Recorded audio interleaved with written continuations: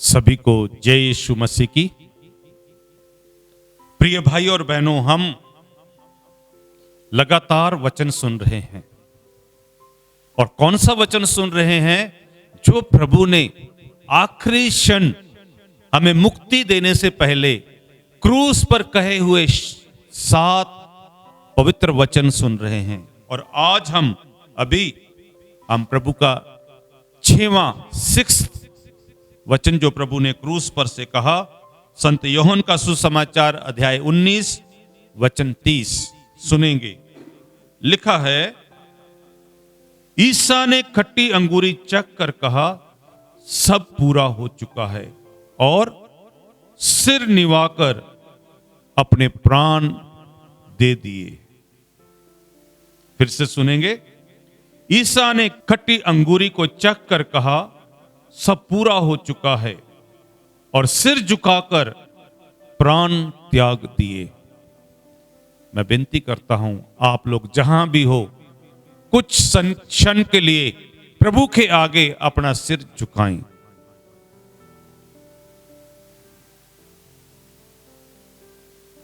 जिसने हमारे लिए क्रूस पर अपने आप को त्याग दिया।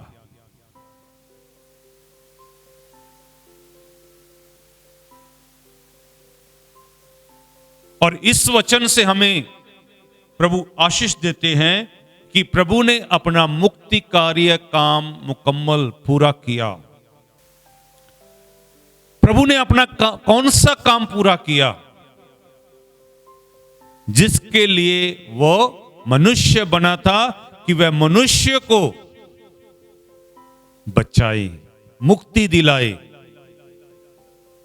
इसीलिए उसने पिता के सामने जब सिर झुकाया, हम सबको समर्पण कर दिया।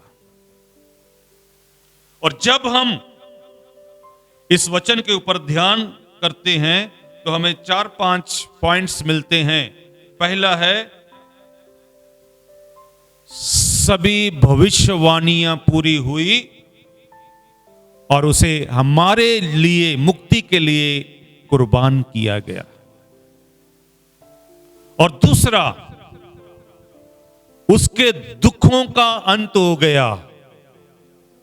और तीसरा, वो धरती पर प्रभु जी एक इंसान बनकर, हम क्रिसमस मनाते हैं। संत यूहन्ना का सुसमाचार में पढ़ते हैं अध्याय 1 वचन 14 में, शब्द मनुष्य बना और हमारे बीच में रहा। लेकिन आज प्रभु हमारे बीच में एक मनुष्य के जैसे नहीं, आज वो पूर्ण ईश्वर के रूप में है। और उसका काम था जो मनुष्य बनके मनुष्य के जैसे जिया, मनुष्य को सिखाने के लिए प्रार्थना की, मनुष्य के जैसे हमारे साथ रहा कम से कम 33 साल। और उसने इस 33 साल में अपना कार्य पूरा किया, जिसे हम कहते हैं प्रभु ने अपना मकसद पूरा किया।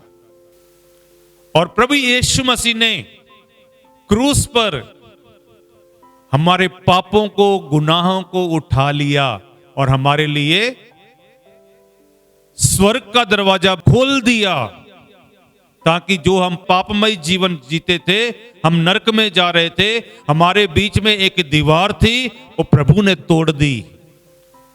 और लास्ट में हम इस वचन पर ध्यान देते हैं कि प्रभु ने व्यवस्था की जो मांग थी पूरा किया। जब आदम और हवा का पाप इतना बड़ा हो गया कि ईश्वर को खुशी के बाग से आदम और हवा को निकालना पड़ा और उनके लिए एक नंगी तलवार का पहरा लगा दिया। और उस समय आदम को, हवा को और शैतान को सजा दी और स्त्री से कहा, मैं तेरे बीच और शैतान के बीच पैर डालूंगा, वह तेरी सिर को कुचलेगी और तू उसकी एड़ी को डांसेगा।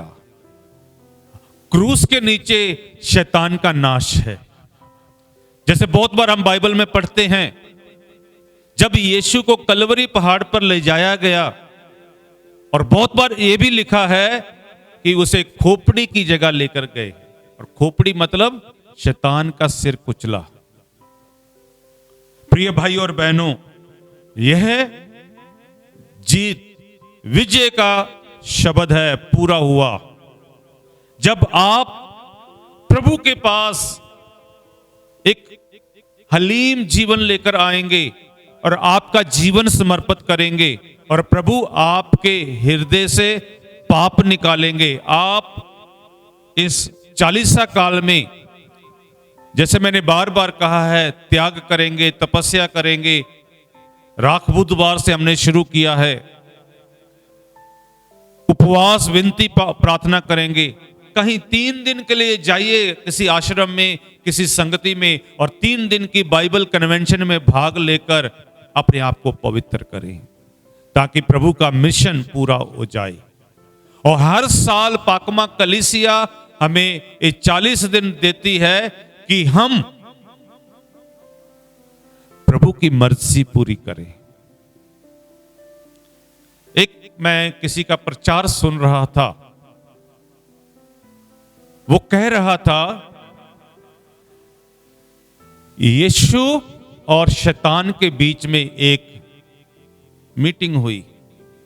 जब शैतान को पता चला कि यीशु दुनिया से बहुत प्यार करता है, उनके पीछे चलता है, उनको वापस लेकर आता है, उन्हें पाप क्षमा दिलाता है, और शैतान ने यीशु से मुलाकात की और कहा, तू क्यों इन लोगों के पीछे पड़ा है?